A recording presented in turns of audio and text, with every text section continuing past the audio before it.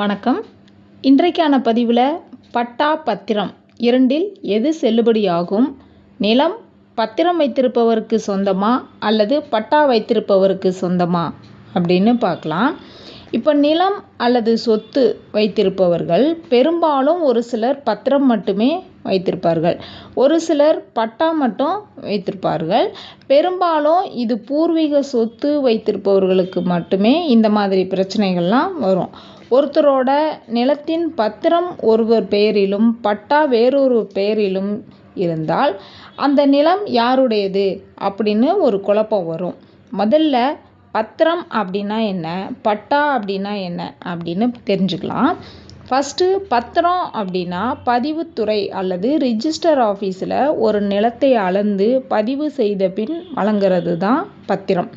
ரெண்டாவது பட்டா அப்படின்னா வருவாய்த்துறை மூலம் வழங்கப்படுவது தான் பட்டா.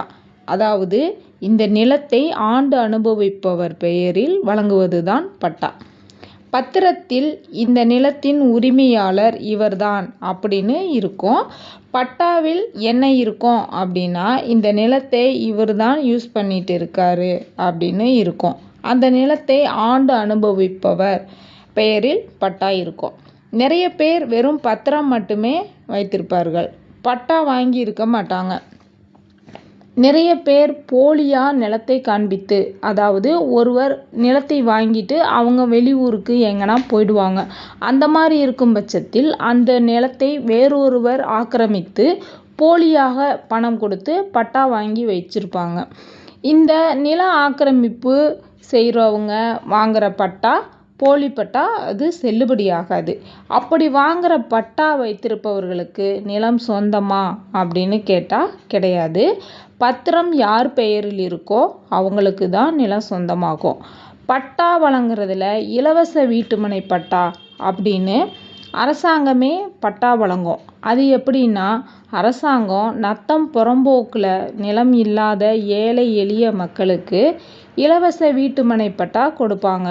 அந்த மாதிரி கொடுக்கப்படும் பட்டா நிலங்களை 5 வருடம் 10 வருடம் 15 வருடங்களுக்கு விற்கக்கூடாது அப்படின்னு கண்டிஷன் பெயரில் இருக்கும். அந்த கண்டிஷனுக்கு அப்புறம் அந்த நிலத்தை விற்கலாம். இப்போது வேறொருவர் பெயரில் இருக்கும் பத்திரத்தை போலியாக இன்னொருவருக்கு பட்டா பெயர் மாற்றம் வழங்கினா, அப்படி சர்வே பண்ணாமல் பட்டா போலியாக கொடுப்பது தெரிய வந்தால் அந்த அதிகாரி மேலே நடவடிக்கை எடுக்க முடியும். ஒருவருடைய சொத்தை இன்னொருவருக்கு போலி பட்டா கொடுக்க முடியாது. இப்போ ஒருவர் நிலத்தை வாங்கும்போது பத்திரப்பதிவு செய்தவுடன் உடனே பட்டா பெயர் மாற்றம் செய்ய வேண்டும். இதை பட்டா பெயர் மாறுதல், பட்டா நேம் டிரான்ஸ்ஃபர் அப்படின்னு சொல்லுவாங்க. பட்டா பெயர் மாறுதல் பண்ணாமல் விட்டால் பட்டா ஒருவர் பெயரிலும் பத்திரம் ஒருவர் பெயரிலும் இருக்கும். இது நிலம் விற்பனை செய்யும் போது பிரச்சனை வர வாய்ப்பு இருக்குது. அந்த டைமில் பட்டா பெயர் மாற்றம் செய்ய வேண்டி வரும்.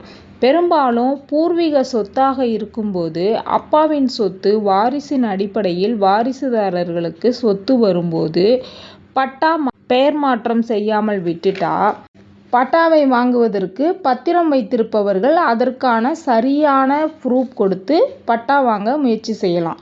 இதனால் நிலம் வாங்கும்போது நிலத்தை பத்திரப்பதிவு செய்யும் போதே பட்டா மாறுதலுக்கும் விண்ணப்பம் பெற்றுக்கொள்ள வேண்டும்.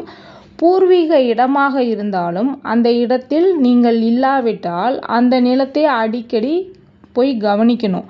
அந்த நிலம் வேறு யாராவது ஆக்கிரமிப்பு செய்து விட்டார்களா என கவனிக்கணும்.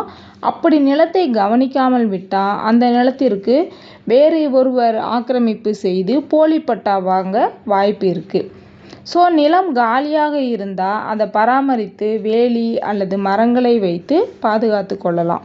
நமக்கு பத்திரம் அல்லது பட்டா இதில் எது மிக முக்கியமானது அப்படின்னா பத்திரம்தான் மிகவும் முக்கியமானது. பட்டாவை வைத்து நிலத்தை விற்க முடியாது. பத்திரம் இருந்தால் பட்டா வாங்கி கொள்ள முடியும். தேங்க்யூ.